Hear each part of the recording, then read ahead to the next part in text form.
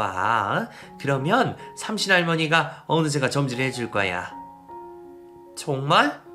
그러면 임신이 될까? 그럼 네가 뭐가 모자라서? 병원에서도 특별히 문제가 없다며. 알겠어, 그럴게. 임신을 너무나 원했지만 마음대로 되는 일이 아니라 마음을 편하게 먹고 기다리기로 했어요. 결혼을 하고 우리 둘은 금슬도 좋았고 엄마와도 큰 문제 없이 잘 지냈어요. 오로지 임신, 그 임신만 제 뜻대로 되지 않고 있었죠. 아이를 기다리는 시간은 계속 흘러갔어요. 1년, 2년이 지나고 어느새 결혼한 지도 5년이 되었지만 아이는 여전히 없었어요. 그런데 아무 문제 없는 우리 부부 사이가 삐그덕거리기 시작했어요. 나 일 그만두고 싶어. 뭐? 일을 그만둔다고? 은혜야, 나 사업해볼래. 내가 친구한테 좋은 사업을 하나 제안받았는데 들어봐. 회사에서 스트레스를 너무 받는다면서 일을 그만두고 사업을 하겠다는 남편이었어요. 그 사람 일이 워낙 스트레스가 많은 일이란 걸 알기에 일이 힘든다는 말을 반박할 수는 없었지만 그렇다고 퇴사를 하는 건 안 맞다는 생각이었어요. 사업을 하는 친구가 새 구상이 있다며 바람을 놓은 모양이던데 이미 마음을 모두 뺏겼는지 한껏 들떠 있었고요. 이런저런 사업 계획을 저 엄마 앞에서 설명했는데 엄마도 그닥 마음에 들어하지 않는 것 같았어요. 엄마는 직장인이 사업을 뛰어드는 건 생각보다 어렵다고 하시면서 한 번 더 고민을 해보라고 하셨지만 그 사람은 자신만만하다며 재고의 여지도 없다고 했고요. 사이가 자신 있게 말을 하니 엄마도 차마 단호하게 말을 할 수가 없어서 곤란해 하셨어요. 결국 그 사람은 자기 뜻대로 회사를 그만두고 사업을 시작했어요. 그동안 모아둔 돈이랑 퇴직금에 대출까지 내서 시작했고 제가 도와주려고 했지만 걱정할 필요 없다고 큰 소리 뻥뻥 쳤어요. 그럼 사무실은 어딘데? 내가 가서 정리 도와줄게. 아니야. 친구랑 같이 쓰는 데라 당신 오면 친구 불편할 거야. 우리가 알아서 할 테니까 신경 안 써도 돼. 아니, 그래도 내가 좀... 괜찮아. 제가 사무실에 간다니 극구 반대하는 그 사람. 너무 수상했어요. 엄마도 자꾸 숨기는 것 같다면서 걱정하셨고요. 한동안은 사업이 잘 된다며 생활비도 목돈으로 턱턱 주고 표정도 밝아 보였어요. 그래서 잘 되는가 보다 했는데 반년 정도 지나서는 표정이 점점 어두워지더라고요. 생활비도 밀리기 시작했고요. 저도 엄마 일을 도와드리면서 월급을 받고 있었기에 생활이 쪼달리지는 않았지만 돈을 떠나서 일이 잘 되지 않는 것 같은 분위기에 걱정이 많이 됐어요. 그런데 그런 제 걱정이 현실이 되어버렸어요. 저에게 분명히 사업을 한다고 했거든요. 그런데 사업이 아니라 주식을 한 거예요. 일하러 간다고 해놓고 사무실에 앉아서 하루 종일 컴퓨터만 붙들고 있다가 오고 그랬던 거죠. 그러고는 투자한 돈 죄다 잃어버리고 빚만 산더미가 됐어요. 당신 바보야? 증권사에서 일한 사람 맞아? 어떻게 주식으로 버틸 생각을 해? 그리고 나한테 사업한다고 했잖아. 야, 남자가 사회생활 하다 보면 그럴 수도 있는 거지. 한번 일이 꼬였다고 나한테 너무하는 거 아니야? 일이 되고 안 되고를 떠나서 처음부터 당신은 날 속였잖아. 이런 식으로 하면 부부 사이에 어떻게 믿고 살아? 그날 결혼하고 처음으로 대판 싸웠어요. 싸우면서 든 생각은 그 사람이 이런 사람이었나? 하는 생각이었어요. 당연히 싸우다 보면 맘에도 없는 말이 나오기도 하고 화를 내기도 하는 거죠. 그런데 한 번도 본 적 없었던 모습이 나오니까 이게 뭐지? 하는 생각이 든 거예요. 그날 저희 방에서 대판 싸우고는 그 사람은 집을 나가버렸어요. 엄마가 무슨 일이냐고 묻는 말에 대답도 안 하고 말이에요. 그 사람이 빚을 지게 된 것도 속상하고 부부싸움 한 것도 속상해서 혼자 울고 있자니 엄마가 위로를 해주셨어요. 어떻게 하는 일마다 다 잘 되겠어. 박서방도 잘하려고 하다가 그렇게 된 걸 텐데 우리보다 자신이 더 속상할 거야. 이럴 때일수록 네가 편이 돼줘야지. 엄마, 아무리 그래도 이건 좀 심한 것 같아. 엄마 볼 면목도 없고. 엄마는 저에게 그 사람 기 죽이지 말라고 하셨어요. 나가서 일하려면 기가 살아야 잘 되는 거라고 하시면서요. 그날 엄마는 나갔다가 들어오는 그 사람에게 씨암탉을 푹 꼬아서 먹이셨어요. 그러시곤 사이다 아들인데 빚을 다 정리해주겠다고 하셨어요. 그러자 그 사람 얼굴에 화색이 돌면서 바닥에 넙죽 절을 하더군요. 몇 번이나 절을 하면서 장모님 감사합니다 라고 하니 엄마가 웃으며 다시는 실패하지 말라고 하셨어요. 엄마 덕분에 빚을 다 정리한 그 사람은 그 뒤로 엄마를 졸졸 따라다니기 시작했어요. 엄마는 여전히 전국을 다니며 투자할 곳을 직접 찾아다니셨고 그러자면 운전도 장거리를 해야 했죠. 그 일을 원래는 제가 했는데 남자가 운전하는 게 더 낫다면서 자기가 따라다니기 시작했어요. 엄마는 사이가 나서서 수발에 들겠다고 하니 차마 거절하지 못하고 함께 다니게 되었는데 거기에서 또 문제가 생기기 시작했어요. 수발에 들기로 했으면 얌전히 일이나 하면 될 텐데 엄마 인맥의 사장님들을 만나서는 자기가 나서서 친분을 쌓으려고 했어요. 자꾸 선에 넘는 행동에 엄마는 심기가 불편해졌고 그러지 말라고 충고를 하셨대요. 그런데도 자꾸만 선에 넘는 행동을 하는 거였어요. 내일부터 내가 엄마 따라갈게. 왜? 엄마가 그렇게 하자고 하셔. 하, 장모님 너무하시네. 여기서 자식이나 사이랑 차별이 나오네. 뭐라고? 차별? 그렇잖아. 빚 갚아주신 게 고마워서 내가 장모님 따라다닌 건데 이렇게 사람 성의를 또 외면하시네. 당신 대체 왜 그래? 사람이 왜 이렇게 변했어? 변하긴 뭐가 변했다고 그러는 거야 자꾸. 말투만 변한 게 아니었어요. 그 사람은 더 이상 저에게 다정하게 굴지 않았고 제 가까이 오지도 않았어요. 아이를 가지려면 노력을 해야 하는데도 전혀 마음이 없어 보였고요.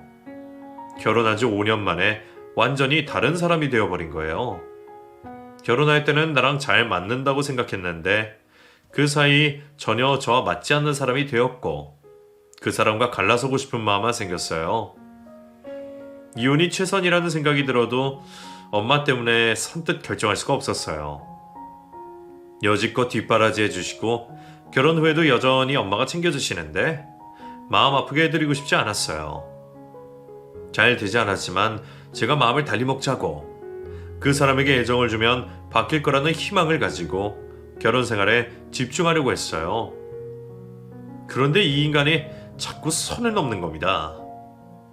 그날은 엄마랑 지방에 갔다가 자고 온 날이었어요. 엄마는 또 볼일 보러 나가셨고 몸이 찌뿌둥해서 동네 공원에 산책을 하고 집에 들어오는 길이었는데 아파트 1층에서 친구의 남편을 만나게 되었어요. 어머, 오랜만이네요. 우리 아파트는 어쩐 일이에요? 아, 은혜씨, 할 얘기가 있어서 찾아왔어요. 무슨 일으로... 저의 가장 친한 친구의 남편이었어요. 사업을 하는 사람인데 낮에 저를 찾아온 게 이상했어요. 할 말이 있다고 하는 얼굴도 화가 잔뜩 난 표정이었고요. 저희는 가까운 커피숍에 갔고 이내 충격적인 말을 들었어요. 내가 접대 때문에 별 수 없이 주점에 다니는 거 알지? 나는 바이어들 필요한 것만 해주고 바로 주점 나오거든. 근데 며칠 전에 들린 곳에서 은혜씨 남편을 봤어. 네? 우리 남편요? 어제도 있던데. 들어보니까 하루 건너서 오는 것 같던데. 거기 아가씨랑 사귄다는 얘기도 들렸어. 네? 뭘 한다고요? 너무 놀라서 말문이 막혔어요. 주점에 들락거리는 걸로 모자라서 거기 일하는 애랑 사귄다는 소리까지. 친구 남편 앞에서 남사스러워서 숨고만 싶었어요. 서둘러 자리를 파하고 그 사람에게 전화를 걸었어요. 가만히 생각해보니 어제 저녁부터 통화가 되지 않았고 문자 한 통이 없었어요. 이 상황을 어떻게 풀어야 할지 머리가 지끈지끈 아팠어요. 그날 저녁이 되었어야 집에 들어온 그 사람에게 사실 확인을 했어요. 당연히 아니라고 발뺌을 했고요. 핸드폰을 확인하자고 하니 펄쩍 뛰면서 화를 저보다 더 내더니 이내 방으로 들어가 버리더군요. 도저히 이렇게는 살 수 없다는 생각이 들었어요. 더 이상 같이 사는 건 아무 의미가 없어 보였고요. 자행이라고 해야 할지 불행이라고 해야 할지 둘 사이에 자식도 없으니 이혼을 해야겠다고 마음을 먹었고 엄마한테 말해야겠다고 결심했어요. 엄마는 일이 많은지 며칠을 집에 들어오지 않으셨어요. 엄마가 집에 오시면 이혼하겠다고 말하려고 마음의 준비를 하고 있었는데 엄마에게서 전화가 왔어요. 엄마는 병원에 계신다며 그쪽으로 오라고 하셨고요. 갑작스러운 병원 호출에 저는 긴장이 됐어요. 서둘러 가보니 엄마가 입원을 하고 계신 겁니다. 엄마, 이게 무슨 일이에요? 은혜 왔니?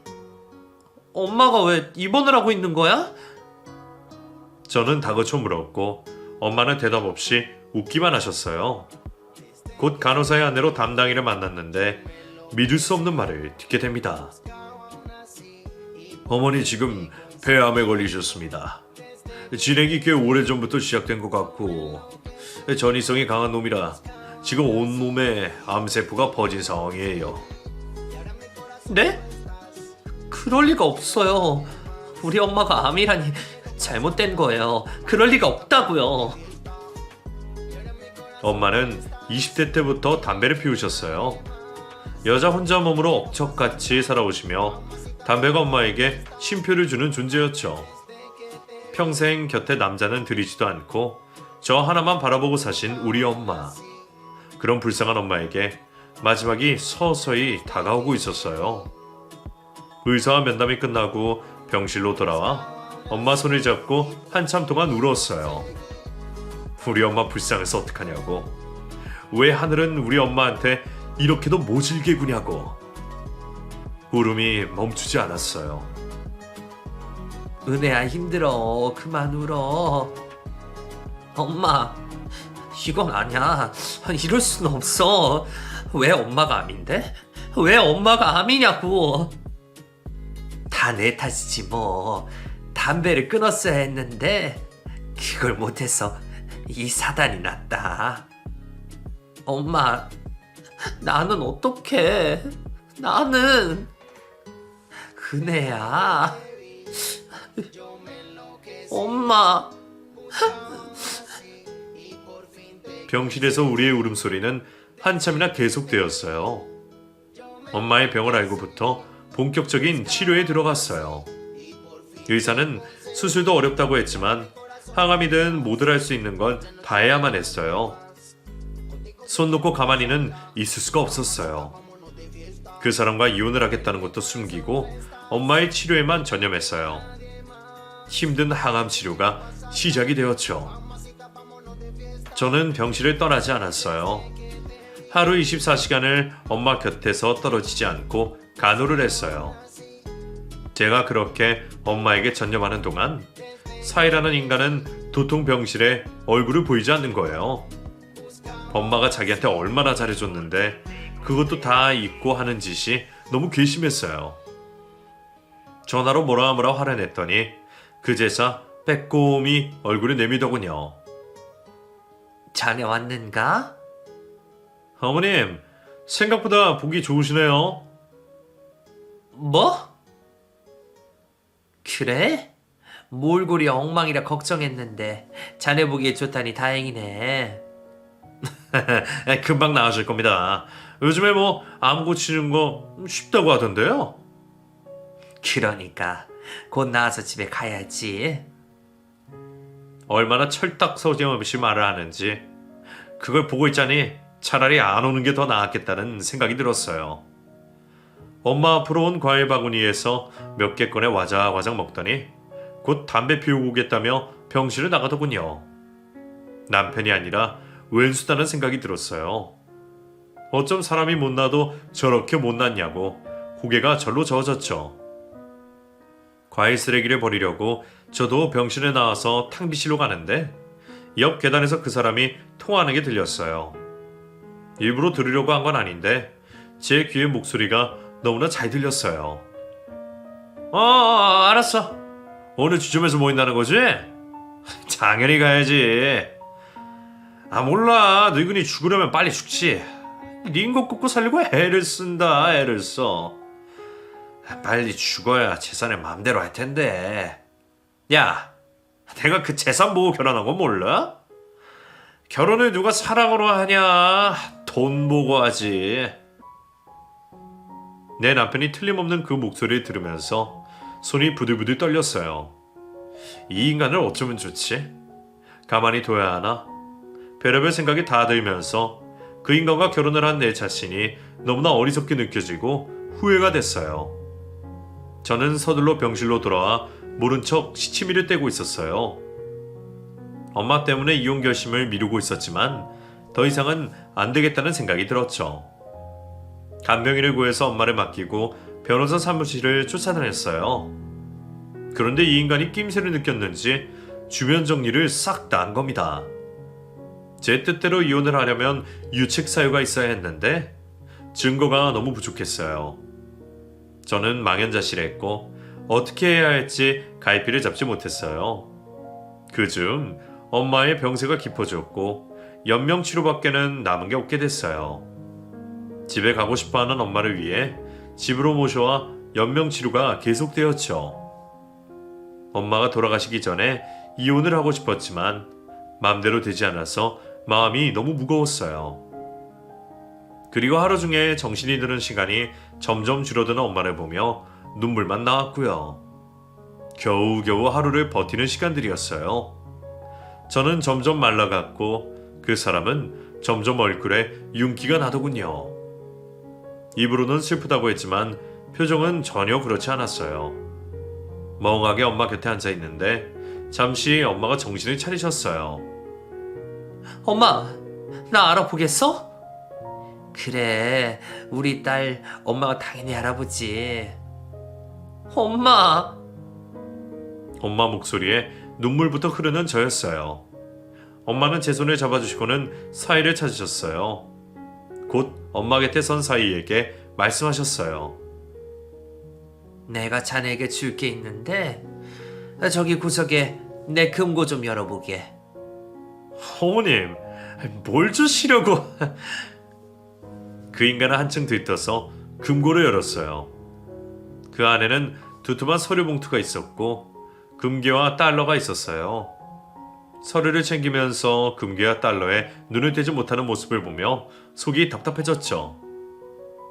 이 안에 보물을 숨겨놨는데 한번 열어보게. 어머님, 정말 철두철미하십니다. 이런 깜짝 선물은 언제 준비하셨어요? 웃으면서 봉투를 여는 순간 그 안에서 사진들이 우르르 떨어졌어요. 뭔가 싶어 사진을 집어드니 그 사람이 찍혀있는 사진이었어요. 사진 속에는 그 사람 말고 다른 사람도 있었는데 친구들도 있고 옷을 걸친 듯 만 듯한 여자들도 있었어요. 어머님, 이게 뭡니까? 왜? 집문서인 줄 알았나?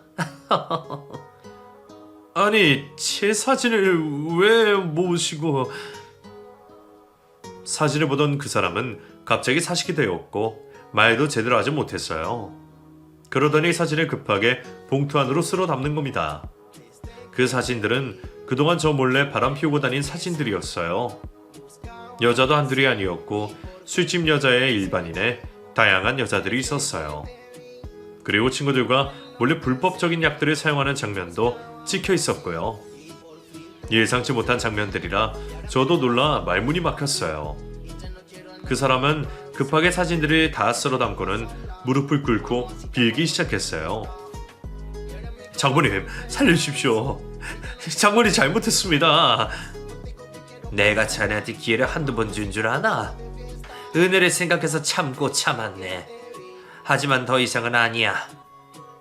여보, 내가 다 설명할게. 이건 나. 그 사람은 제 바지가랑이를 잡고 빌고 또 빌었어요. 그 손이 너무나 끔찍하고 더러워서 저는 발길질을 했고 그 바람에 옆으로 나뒹굴게 되면서도 다시 와서는 사정사정을 하는 겁니다. 엄마는 방에서 나가라고 했어요. 아주 비통한 표정으로 억지로 방에서 나가더군요. 엄마, 어떻게 다 이걸 준비하셨어요? 엄마니까 내 자식 눈에 피눈물 나는 걸 두고 볼 수 없지. 엄마는 증거들을 다 준비해뒀다 하시며 경찰에 신고를 하고 이혼도 하라고 하셨어요. 저는 엄마가 돌아가시기 전에 모든 걸 다 처리하려고 서둘렀어요. 엄마는 그날 정신이 잠깐 돌아오시고는 다시는 제 이름을 다시 불러주시지 못했어요. 그리고 이른 새벽에 조용히 세상을 떠나셨습니다. 그 인간은 불법 약물 소지로 친구들과 함께 수사를 받았어요. 교도소에 수감되는 날 우리는 이혼을 하게 됐죠. 제가 이혼을 할 때까지 엄마가 버텨주셨기 때문에 엄마의 재산이 그 인간에게 가는 일은 없었어요. 물론 상속세가 컸지만 아무리 세금이 많아도 그 인간에게 주는 것보다는 낫다고 생각했고요. 엄마가 돌아가시고 60평 아파트는 처분했습니다. 그리고 20평대로 이사를 했어요. 혼자 지내는데 그 정도로 충분하니까요. 요즘 저는 엄마가 하시던 일을 물려받아 하고 있어요. 엄마가 열심히 일구신 재산 잃지 않기 위해 공부도 하고 있고요. 엄마 생각이 날 때면 더 악착같이 공부하고 있어요. 그리움을 어떤 식으로도 해소할 수가 없어서 정말 많이 힘이 듭니다.